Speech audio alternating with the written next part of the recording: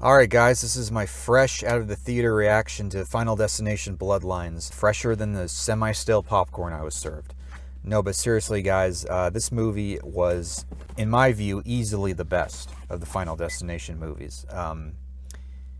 And that's for one simple reason and one simple reason alone. This one did Final Destination right. It did what none of the other films in the series was able to successfully do, or in some cases even really tried to do, which is give us characters that we care about and don't want to see die. Like, I got to the end of this movie and I'm like, I don't want to see these last couple people die. And I was kind of, well, this is going to be a spoiler. From here on out, spoilers. Stop watching if you haven't seen it. Please stop watching if you haven't seen it. When they do get crushed by logs, which was hysterical, but I kind of felt a little bummed about that.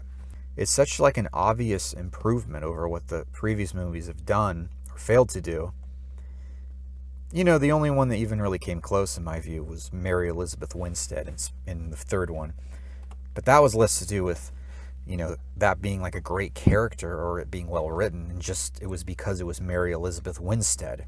But this one made me care, and obviously making it about family was a clever way of doing it. It still delivers on shocking, gory deaths.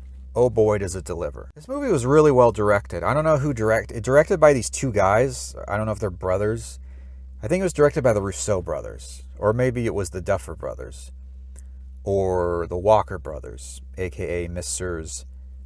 Rob and Doug. No.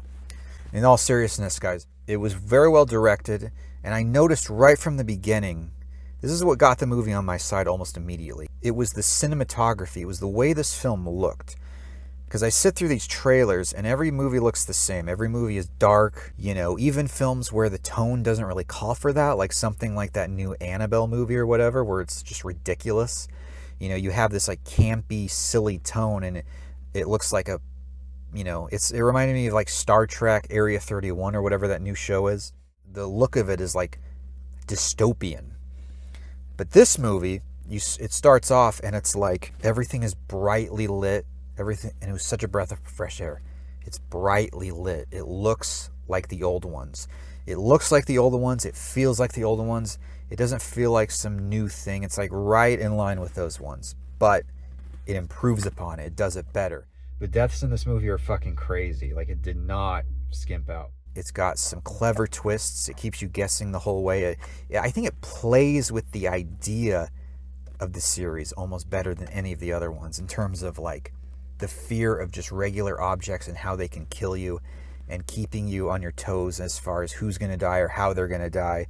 And, you know, obviously like the other ones, it starts with this big set piece where there's a huge disaster and lots of people die. This one did that very well. It has great camera work, great use of like clever use of like Dutch angle type tilting shots and swooping shots. Very funny, lots of humor. These movies have always been kind of blackly, dark, comically humorous. You know, there's some Easter eggs. You got some Easter eggs in there for you real final heads. I noticed this particular brand of beer, which I remembered from the second one because I remember seeing an ad on the side of the truck for a beer, and I remember thinking, is this like a Tarantino Red Apple cigarettes thing? They bring back Mr. Bloodworth. Now, I was never super hyped about Bloodworth in the previous movies. I was always just like, oh, here's this guy again. He's gonna do his ASMR and be creepy and ominous, and you're just left wondering, who the fuck is that guy and how does he know anything? But this movie, they tie him into the lore in a way that was clever and I didn't see coming. By the way, I get tricked. I'm not very smart. I get tricked by every single one. Anytime they do the thing where they pull out of the eye and you realize it's a prophecy, I seriously fall for that every fucking time. I have the brain of a chimp. And by the way, I did notice this movie does gender death a whole lot. It was constantly calling death him, saying, you know, his plan, he's trying to fuck with us. And I think that's fucked up because clearly, in the universe of these films at least, death is clearly a woman because only a woman would hold on to such petty grudges for so long. Have you not heard the expression, death is a bitch? No, but seriously, stop saying no seriously. There's this amazing scene where the main character, who, by the way, this is like the most racially diverse family in the history of movies.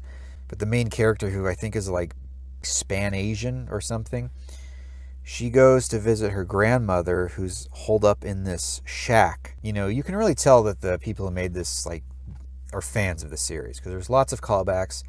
That, of course, was exactly like in the second one when they go to visit Clear in the asylum, but done much better, actually.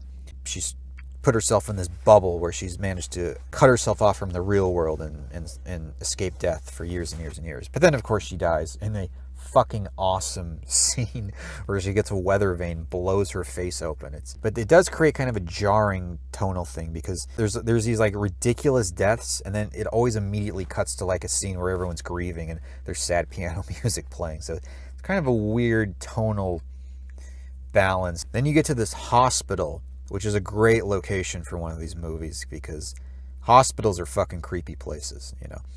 And there's this amazing thing with the MRI machine where they just hold on this thing in the background, looming and they build up the tension of what's going to go on with this MRI machine. It's like sitting there like the fucking monolith from 2001: A Space Odyssey.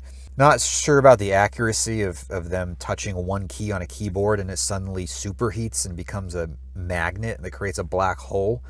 Maybe not scientifically 100% accurate there, but, you know.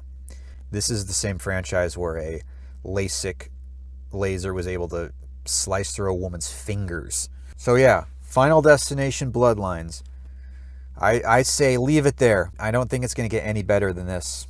I think you should end on a high note. But of course, if this movie does well, they'll absolutely make another one. But for now, if you're a fan of the old ones and you're wondering, is this, after all these years, is this really going to be worth revisiting? Go see it. See it on weekend with a huge crowd. You'll have a great time.